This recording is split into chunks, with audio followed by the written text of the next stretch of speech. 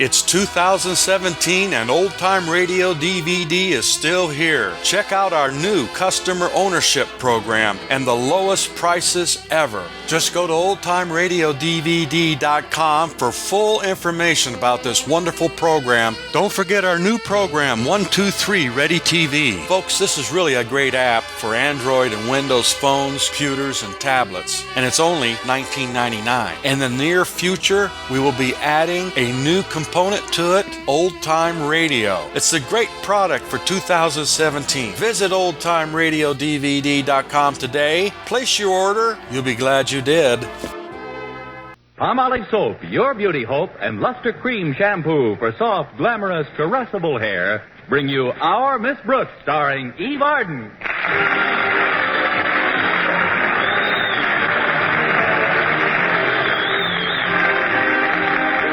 Our Miss Brooks, who teaches English at Madison High School, has always hoped that someday she would head her department. But with Mrs. Emma Finch holding down the job for the past 5 years, it didn't look like Connie Brooks would ever get a crack at it until last week. It was right before the final exams that Mr. Conklin, our principal, told me Mrs. Finch was not only retiring from the position, but actually leaving the school. When I asked him why, he blushed and replied, because it's best for all concerned. Oddly enough, it was our bashful biology teacher, Mr. Boynton, who finally told me the reason. We were alone in his laboratory at the time, and he said, Miss Brooks, Mrs. Finch is going to have a B.A.B.Y. I guess he put it that way so as not to embarrass some young rabbits who were listening. Anyway, Friday morning at breakfast, I was talking to my landlady, Mrs. Davis, about it. Well, what do you think, Mrs. Davis? Do you suppose I'll get the job? I can't see any reasons why you shouldn't, Connie. Honestly? But can you see any reasons why I should, Mrs. Davis? No, I can't see any of those either. It's up to Mr. Conklin to recommend the new department head to the Board of Education, isn't it? Yes, it is. Well, how do you stand with him? How do you mean, Mrs. Davis? Have you been courteous, cooperative, obedient, and respectful? No. And maybe I better forget the whole thing. Of course, it's not entirely up to Mr. Conklin's opinion of me personally. My work's got something to do with it, hasn't it? Frankly, Connie, your work should have everything to do with it. That's what I say. Maybe I better forget the whole thing. Are there any other English teachers at Madison who have been there as long as you have? Let's see. Yes, Miss Enright's been there about the same length of time, and she's been quite friendly with the Conklins, too. Of course, I have Mr. Conklin's daughter, Harriet, in my class, and we're great friends. Then that wouldn't influence Mr. Conklin any. Although Harriet's a pretty good pupil, thank goodness, and her marks have all been exceptionally high. That might count for something with the old. I wonder if he'll make his decision right away. He might leave the position open for a while. I wish I knew. But then there's no sense in brooding about it. I'm either to be head of the department or I'm not to be.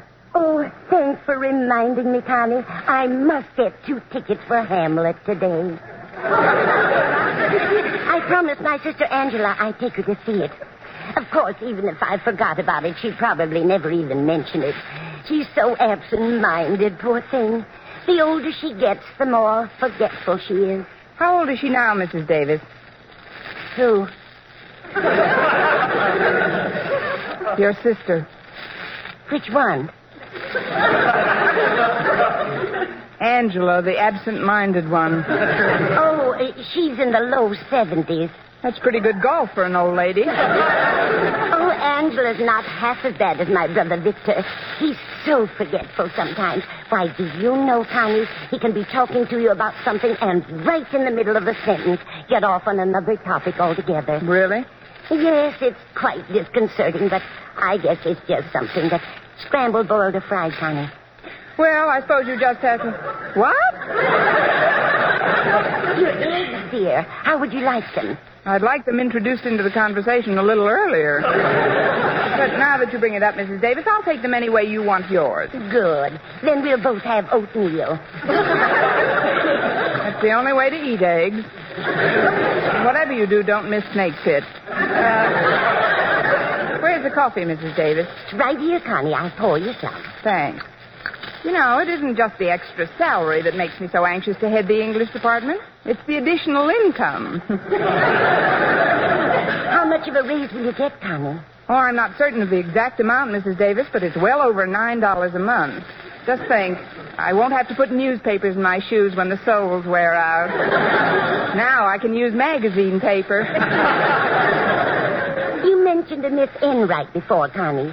Is that the rather snooty teacher you told me about? That's her, Mrs. Davis. And if she gets that job as head of the English department, she'll be impossible. For she walks around the school now as if she's inspecting the stockyards. The way she talks to people. Why, darling, you look positively chic. I mean, just too terribly soigné. It's sickening. Oh, then don't eat any more oatmeal, dear. Just finish your coffee. You've been derailed again, Mrs. Davis. Let me help you back on the track. I'm talking about Miss Enright, a rival English teacher. She's got me worried. Oh, don't worry about her, Connie. I'm sure her baby will be a fine, healthy specimen. She isn't the one who's going to have the baby, Mrs. Davis. Well, that's a shame. I think the mother should always take care of her own baby, no matter what. It's Mrs. Finch who's having the baby. Who? Mrs. Finch. Oh, well, that's a very nice name for a baby. Now, if you'll excuse me, Connie, I'd better clean up the dishes. All right, Mrs. Davis, you clean up the dishes, and I'll clean up the conversation by myself. I'd help you in the kitchen, but I've got to get ready to go to school. Walter Denton's picking me up any minute. Oh, Walter's such a nice boy. It's a pity he's not a more brilliant student. But I think I know what his trouble is, Connie. Lack of concentration. Concentration? Yes. If he would just concentrate on one subject at a time. You see, he's the kind of a boy who... Well, he's the type that... Connie? Yes? What were we talking about? Walter Denton. Oh, he's picking you up this morning, isn't he? What happened to your car, Connie? You just got it out of the repair shop. I know, Mrs. Davis, but I took it out the night of the big freeze. And? It froze. I did try to warm it up a little. I poured some boiling water into the radiator, but then the engine made the strangest sound. What kind of a sound, Connie? Well, I may be wrong, Mrs. Davis, but I'd swear it said, "Why don't you get yourself a bicycle?"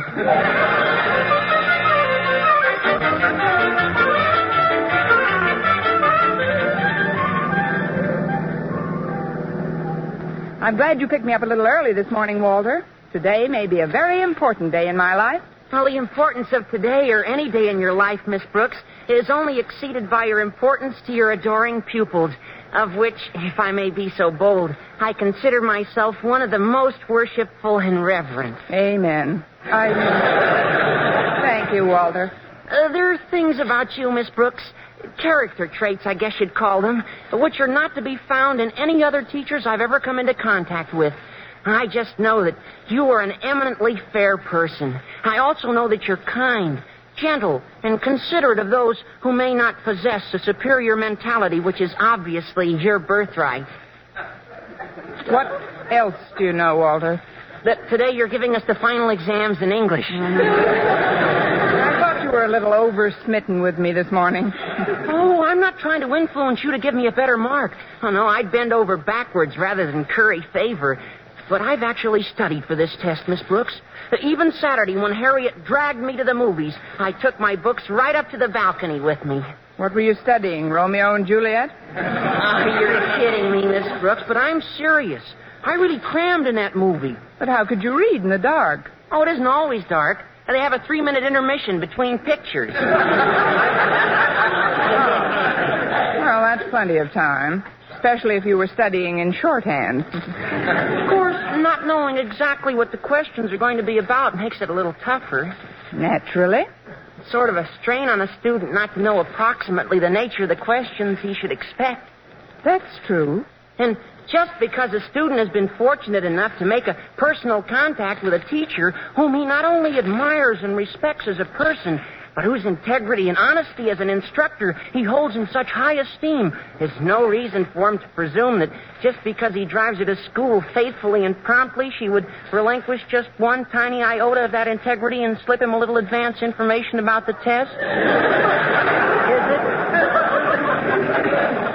You're so right, Walter. I knew you'd react that way, Miss Brooks, but I just wouldn't have felt completely honest with myself if I didn't try to chisel a tip or two. Anyway, now that you've dummied up about the tests, maybe we... Excuse me, Walter. Now that I've what? Dummied up. It's a synonym of clammed up. When I don't want anyone to know something about something I know about, I always clam up. And you're the chowderhead who can do it. But, Walter, when I mentioned much earlier in the trip that this was an important day, I wasn't referring to the final exam. You weren't? No, I was thinking of Mrs. Finch. Oh, the head of the English department. The ex-head of the English department, Walter. Mrs. Finch is leaving Madison. Why? Because she's... well, Mrs. Finch is going to become a mother. Of who?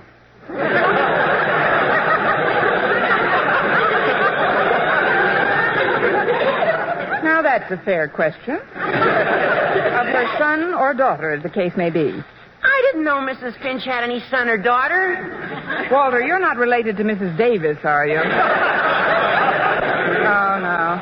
No, of course not. She's just absent-minded. Look, Walter, what concerns me at the moment is whether or not I have a chance to replace Mrs. Finch as head of the department. A chance? Why, you're a standout, Miss Brooks. You've been teaching at Madison long enough to be the principal. I mean, Mr. Conklin should certainly choose you over anybody else. How about Miss Enright? Oh, gee, I forgot about her. Now, she's even older than you are, isn't she? Oh, in point of service, that is. Oh, I'm glad you tagged that on, Walter. Nobody could be older than me in years. Not this morning, anyway. Now, don't you worry about it, Miss Brooks. So why don't you see Mr. Conklin when we get to school and have a little chat with him? You know, turn on the charm, sort of. You mean butter him up? Is butter him up? Yes, and don't sound so innocent, Walter. After the job you did on me this morning, you should get a prize from the Dairymen's Association.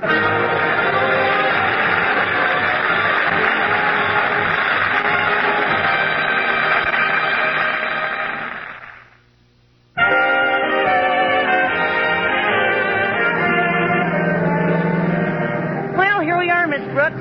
Good old Madison High. You know, every time I look at these hallowed walls, I wish for just one thing. What's that, Walter? I wish I was still home in bed. Especially today with those finals coming up. Gosh, Miss Brooks, isn't there some little suggestions you could make to me so I'd pass the exam, Certainly there is, Walter. Answer the questions correctly.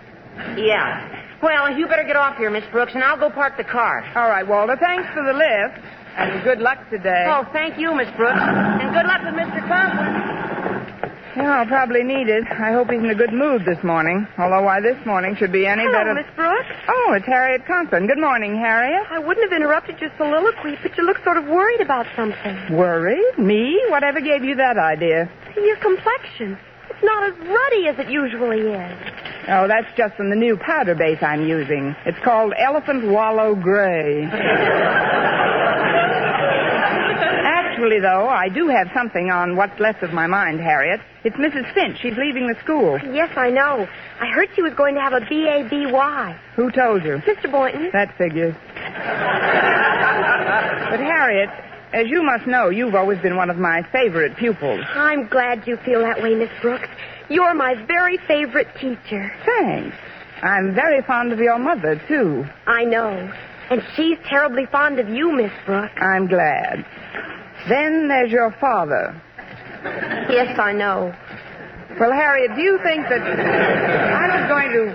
Well, that is... Well, what are you trying to ask me, Miss Brooks? Do you think he's warm enough for buttering this morning? At least, do you think I should have a little talk with him in his office? About what? Well, somebody's got to replace Mrs. Finch as head of the English department, and I figured... But of course you'll get it.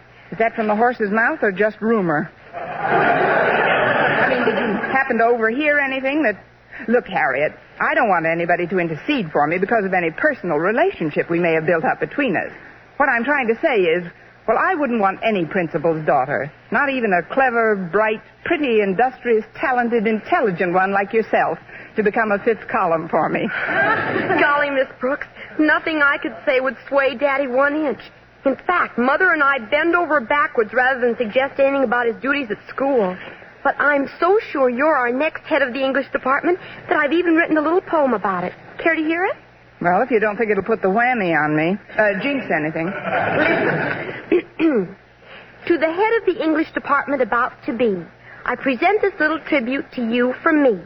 In class, you're good-tempered and don't fume or fret. But when it comes to our homework, you sure make us perspire. And in the forthcoming exams, whether I'm first or last, my feelings for you will be the same, especially if I've passed. So, Miss Brooks, all hail to the head of the English department about to be. Well, what do you think of it, Miss Brooks? It won't send Carl Sandburg screaming into the hills, Harriet, but it's a lovely sentiment. Now, before I go into your father's lair, office, could you tell me what kind of a mood he's in? Frankly, Miss Brooks, it isn't too good. When the newsboy that delivers our paper came around for the money this morning, Daddy bit his head off. Fine. Then he should be too full to take a bite out of me.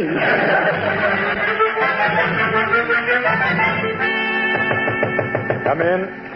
Good morning, Mr. Conklin. Oh, it's you, Miss Brooks. And how are you this bright, cheery, radiant day? I'm cold, damp, and depressed. Now, what can I do for you that won't take longer than a few minutes? Oh, it isn't what you can do for me, Mr. Conklin. It's what can I do for you. Oh, I know. I'll sharpen some pencils for you. Here's one. Miss Brooks, I don't want you to sharpen Oh, any... but this one is so blunty. It'll just take a minute. There. Isn't that a lovely point? But I don't... Give me your thumb a minute. Ow! See what I mean? Now, I'll just do a few more of them, and you'll have enough for the week. Confound it, Miss Brooks. I don't want any more of my pencil sharpening. Oh, it's really no trouble at all, Mr. Conklin. This is just one of those days when a person feels privileged to assist his fellow man. A day when a spirit of cooperation seems to beckon like a beacon. Or a day when Mrs. Finch is leaving Madison and her position as head of the English department. Mrs. Finch leaving Madison? Yes. Yes, Miss Brooks. I think I told you that several days ago. Oh, yes, of course. I've been so busy preparing my final examination papers, it must have slipped my mind. She's going to have a B.A.B.Y., isn't she? Y.E.S. Yes. She is going to have a baby. Well, I just know they'll be happy together. Now, let's see what else I can do to make this office a home away from home for you.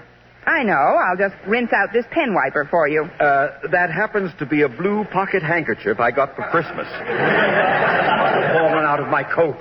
Oh, then I'll tuck it back in for you. May I say you have a lovely eye for color combinations, Mr. Conklin? It goes so well with this pretty purple tie you've got on. But it seems a little loose around your neck. Let me tighten it a bit. There. Miss Brooks! There, that's better. Now you're both the same color. See here, Miss Brooks. I don't know what you expect to get. Oh, I must clean off that desk of yours, Mr. Conklin. And why in the world does that big open inkwell have to be perched right in the middle of everything? Because I like it that way. Now listen to me, young. I'll have things in shape in no time. First we'll move these papers next to the inkwell, and then... Oh. Now, where is the inkwell perched, Miss Brooks? Oh, don't worry about that, Mr. Conklin. Ink is good for the rug. Or is that ashes? Well, anyway, I'll go get a mop and... Sit down, Miss Brooks. Sit down? Yes, yes. As you know, I spent considerable time in the Army as a major. Yes, I know, Mr. Conklin. And it always gave me a great feeling of security to know that somebody like you... Quiet! Yes, sir, sorry. At ease. Now then, Miss Brooks, from my Army experience, it's obvious to me that you are bucking for something. Bucking, Mr. Conklin? It's a colloquialism, Miss Brooks. It means that in order to gain some end of your own, you are acting like an eager beaver. Want some pencil sharpened? No! To tell you the truth, Mr. Conklin, I just wanted to butter you up. Now what? Come in. Good morning, Mr. Conklin. Well, it's Miss Enright. Oh, and Miss Brooks is here, too. How nice. Darling, you look positively chic. I mean, just too terribly soigné. Thanks. Loads. But what are you doing in school so early, darling? You're usually tearing into your room like a mad thing minutes after the bell is rung. You must have telescopic vision to see me from the bus you're just catching at that time. Well, what can I do for you, Miss Enright? Oh, it isn't what you can do for me, Mr. Conklin. It's what can I do for you? Oh, I know. I'll sharpen some pencils for you, Mr. Conklin. Thanks, just the same, Miss Enright. Or but there's maybe been- I could straighten out your desk. Oh, heavens, what happened to this inkwell? I already straightened out his desk. Well, don't worry about it, Mr. Conklin. I'm sure you can pick up another rug like that for $500 or $600. Oh, before I forget, I'd like you to have these woolen socks. I knitted them myself. But, Miss Enright, I It don't... was a labor of love, Mr. Conklin. I worked on these socks just every available moment I wasn't faithfully discharging my duties as an English teacher. They're merely a slight expression of my gratitude for having been granted the privilege of working for such a warm, kindly, and considerate boss as yourself. This kid melts it before she spreads it on.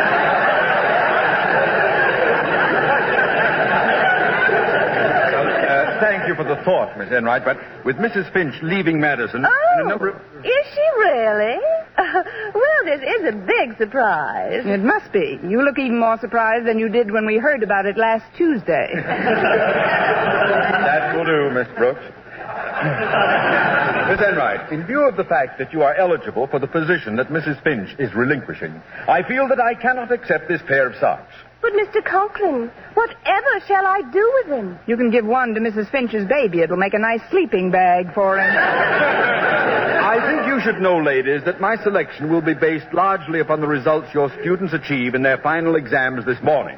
Therefore, you will not mark your own papers, but bring them into this office immediately after the tests are completed. Are you going to mark them, Mr. Conklin? Certainly not, Miss Brooks. My daughter Harriet is one of the students taking the test.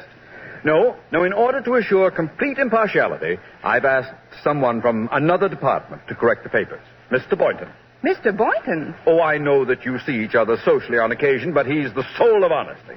And I know that he, like myself, would bend over backwards to see that justice is done. Who's teaching everybody to bend over backwards? Arthur Murray? Well,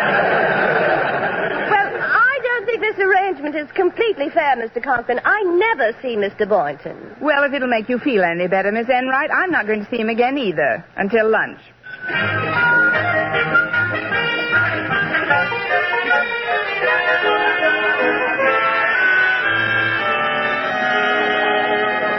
If you'll just tell me what you want, Miss Brooks, I'll take your tray. Oh, I'm too nervous to eat anything right now, Mr. Boynton. I'll wait until I find out the result of this morning's exam. The one you're marking, Mr. Boynton. Oh. Well, that's something I'd rather not talk about, Miss Brooks. You see, I promised Mr. Conklin... I know you've got to be strictly impartial, Mr. Boynton, but couldn't you give me just an inkling of how I'm making out? But I gave my word, Miss Brooks. Just a teensy suggestion of the merest trace of a breath of a hint. But I gave Mr. Conklin my Scout's honor. Oh. Well, then you might as well get yourself something to eat. Oh, very well, Miss Brooks. And I hope you swallow a merit badge. There you are, dear Mr. Boynton. Oh, hello, Miss Enright. May I share this table with you? The cafeteria's awfully crowded today. Oh, I don't see why not, Miss Enright. I do. Oh, hello, darling. Oh, Mr. Boynton, before I forget, I'd like you to have these woolen socks. I knitted them especially for you. I don't think I should, Miss Enright. You see, I'm still judging your examination papers, but, well, thanks just the same. Now, if you'll tell me what you'd like to eat. Well, let me see. Oh, I see they have turkey today. Would you get me a drumstick, Mr. Boynton? Why don't you get 2 drumsticks and put the socks on them?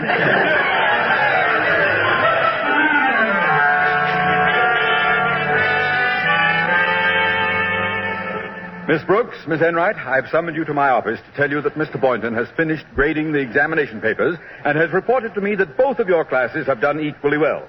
Therefore, it will have to be my decision after all. And that decision is, dear Mr. Conklin? I have decided... Yes, dear Mr. Conklin.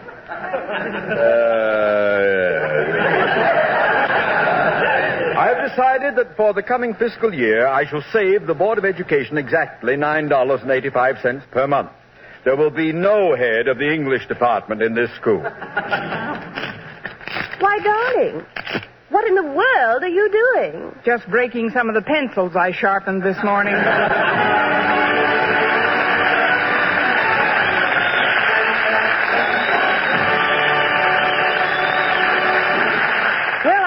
depressed about not getting the job as head of the English department, but I perked up the following night when Mr. Boynton came by and took me to the movies. As we got to the theater, he stepped up to the box office. 2 tickets, please. Here, Mr. Boynton, let me buy my own ticket. Why, Miss Brooks, I wouldn't think of it. Well, that's very nice. You can pay me for yours when we get inside. Thank you, and good night, Diamond Jim Boynton.